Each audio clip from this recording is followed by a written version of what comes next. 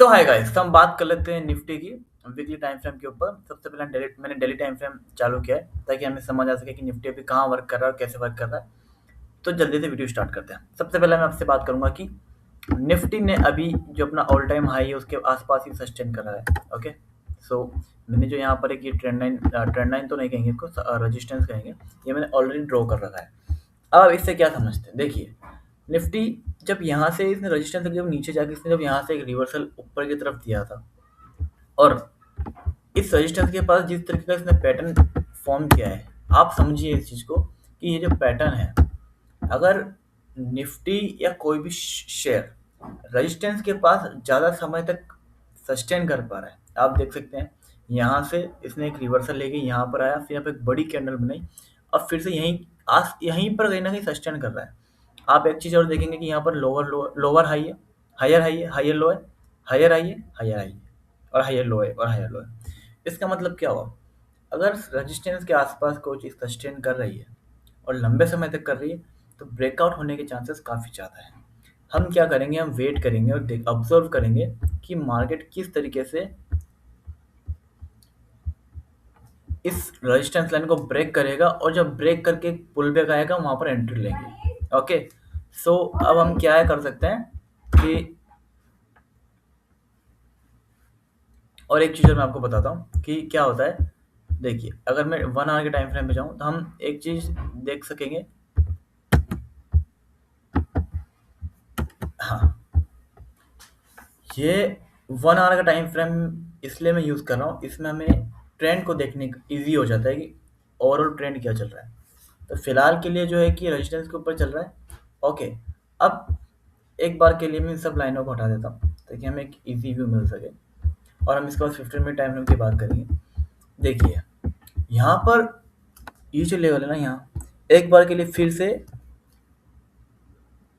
Nifty जब market next session पे open होगा तो चांसेस है कि यहाँ ऊपर की तरफ आ सकता है, क्योंकि ये इसने एक हायर लो हायर लो बनाकर ऊपर की तरफ जा रहा है। तो हो सकता है एक नया हाई बना सके और नया हाई बनाने के बाद एक रीटेस्ट लेके ऊपर की तरफ ब्रेकआउट दे सकता है 15 मिनट के टाइम फ्रेम में। और इजीली समझ में आएगा कि आप ये देखिए यहाँ पर जिस तरीके का ये पुल बैक आया है, यहाँ पर जो कैंडल बनी है इसको ध्यान से देखिए आप। इस कैंडल में आपको क्या समझ में आता है, इस कैंडल में आपको ये समझ में आता है कि इसने एक डब्ल्यू पैटर्न का बहुत अच्छा रीटेस्ट लिया है और रीटेस्ट लेकर इसने यहाँ पर इस कंसोलिडेशन जोन के ऊपर से फिर से रजिस्ट्रेशन लेकर यहाँ पर कहीं ना कहीं क्लोजिंग दी। तो अब हम वेट करेंगे कि निफ्टी अगर 26,200 के आसपास ऊपर जाता है तो हम यहाँ पर एक कॉल की तरफ जा सकते हैं या फिर पुट सेल कर सकते हैं। देखिए ऑप्शन सेलिंग भी अच्छी बात है, ऑप्शन बाइंग भी अच्छी बात है, लेकिन डिपेंड करता है आप करते किस वक्त है। आप ऑप्शन बाइंग से भी अच्छा प्रॉफिट कर सकते हैं अगर आप इसको महीने में 1 या 2 बार या 3 बार या 4 बार मैक्सिमम करते हो तो। लेकिन ऑप्शन सेलिंग अब ज़्यादा करेंगे क्योंकि most of the time market किसी रेंज में रहता है या फिर कंसोलिडेट करता रहता है, तो इस वजह से ऑप्शन सेलिंग ज़्यादा बेनिफिशियल है। लेकिन अगर आपको लगता है कि बड़ा मूव आ सकता है तो आप ऑप्शन बाइंग कर सकते हो, लेकिन ऑप्शन बाइंग कभी कभी करनी चाहिए क्योंकि जब उसमें प्रॉफिट और लॉस ज़्यादा बड़ा हमें दिखता है तो हम क्या करते हैं, उसके अंदर इन्वॉल्व हो जाते हैं, ज़्यादा ही इन्वॉल्व हो जाते हैं, फिर हमें हमारे अंदर एक होप आ जाती है। आपने सुना होगा फोमो। ओके, सो यही होता है। तो काफ़ी सारी चीज़ें होती है, तो इसलिए option selling is better, but option buying आप कभी ना कहीं कर सकते हैं। तो अभी के लिए व्यू मेरा यही है कि हम बाई के साइड जा सकते हैं, लेकिन अब कब ऊपर जाएगा हम ये नहीं पता कर सकते। ऊपर जाएगा 100% श्योर है, जाएगा एक महीने के अंदर जाएगा, ये भी मैं श्योर हूँ, लेकिन हमें ये नहीं पता कि कितना समय लग जाएगा। अगर हम ऑप्शन बाइंग करेंगे ऊपर चला भी गया तो हमारा जो थीटा डीके है वो हमें लॉस हो जाएगा, इसलिए हम यहाँ पर करेंगे सेलिंग। अब हम क्या कर सकते हैं, देखिए हमारे पास एक अच्छा सा लेवल है, मुझे इस चीज़ की श्योरिटी है कि एक अच्छा रजिस्टेंस है, तो मार्केट जो निफ्टी है इस लेवल के आसपास से नीचे नहीं आएगा क्योंकि इसने एक अच्छा सा लो बनाकर ऊपर गया, तो इस लेवल के नीचे आने के काफ़ी कम चांसेस हैं। तो मैं क्या करूँगा, 25,800 के यहाँ पर एक लाइन ड्रॉ करूँगा। 1 सेकेंड, 25,800 की मैंने लाइन ड्रॉ कर दी। अब मैं क्या करूँगा, इस लाइन के ऊपर से और एक जो इसका हाई है एक यहाँ के ऊपर, एक सेकेंड इसका जो, हाँ, एक लाइन यहाँ ड्रॉ करूँगा। अब हम क्या कर सकते हैं, अगर मुझे कॉल बाय करना है तो मैं इसके आसपास ब्रेकआउट होगा तो करूँगा, लेकिन ये रिस्की हो सकता है।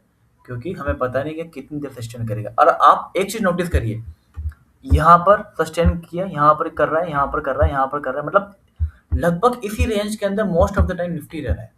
अब मेरे चांसेस यही है कि अगर इस रेंज के अंदर निफ्टी रह रहा है तो हम क्या कर सकते हैं, यहाँ पर इसको सेल कर सकते हैं, ऊपर का एक कॉल, नीचे का एक कॉल या पुट।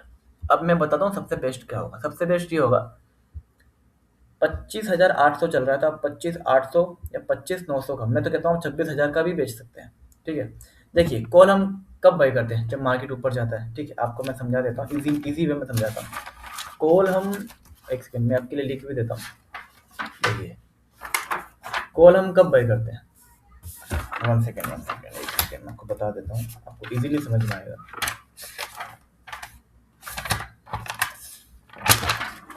देखिए चार चीजें होती है, एक तो होती है सीई कॉल, सीई, एक होता है पीई पुट। ठीक है, मैं आपके इजी के लिए लिख देता हूँ। एक होता है क्या कॉल, ठीक है, एक होता है पुट, ठीक है, एक होता है कॉल, एक होता है कॉल, एक होता है पुट, और है ना, इसमें एक होता है बाय कॉल होता है, और एक होता है बाय पुट। ठीक है, ये दो चीज़ें आपको समझ आ गई होगी, आई थिंक आपको ये चीज़ अच्छे से पता होगी। एक होता है कॉल बाय और पुट बाय। अब दो चीज़ें और होती है, सेल कॉल और सेल पुट। ठीक है, ठीक है, देखिए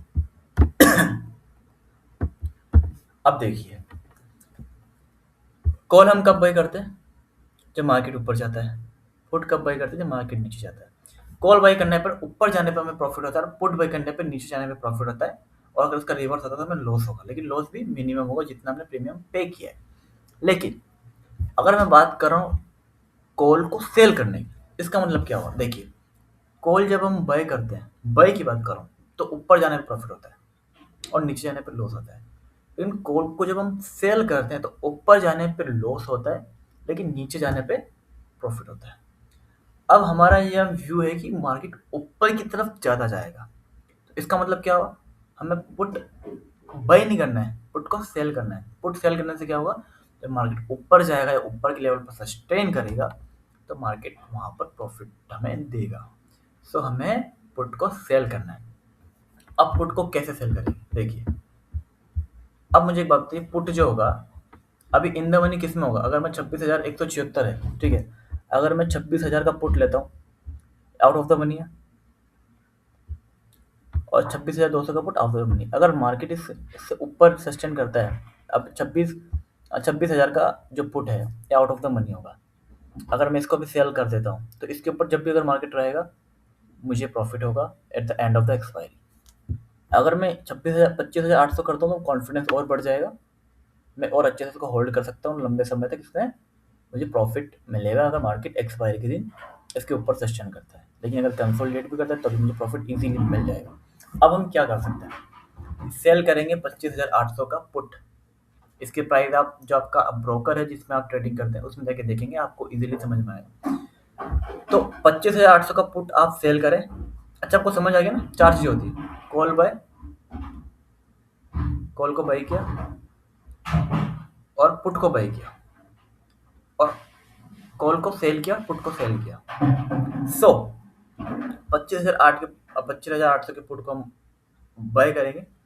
अच्छा पुट को बाय करने से क्या होगा, पुट को बाय नहीं करेंगे, हम सेल करेंगे, क्योंकि पुट को बाय करने से नीचे जाने में प्रॉफिट होता है और पुट को सेल करने में ऊपर जाने से प्रॉफिट होता है। इसको हम सेल करके छोड़ देंगे, और ऊपर से देखो यहाँ हमने पुट को सेल किया, ठीक है, और ऊपर हम कॉल को सेल करेंगे।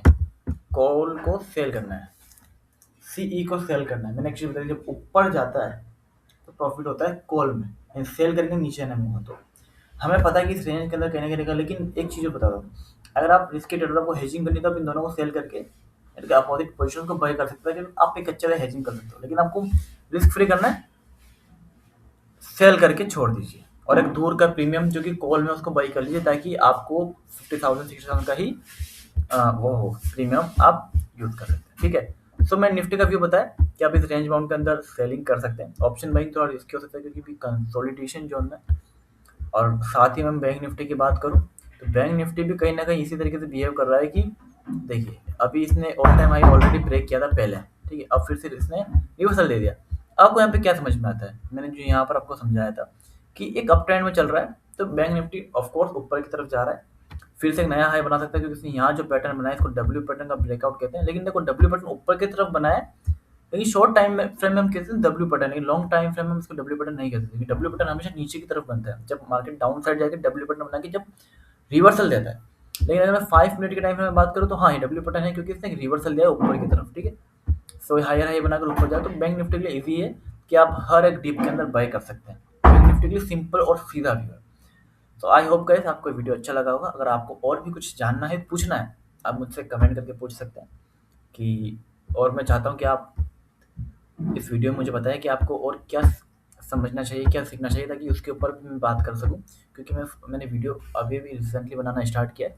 सो आप मुझे बताएंगे कि आपको और क्या क्या ज़रूरी बातें जाननी चाहिए इन वीडियोस के अंदर, मैं उनको भी ऐड कर दूंगा अगर आप कमेंट करके मुझे बताएंगे। So thank you, I hope आपको वीडियो अच्छा लगा होगा। Thank you so much.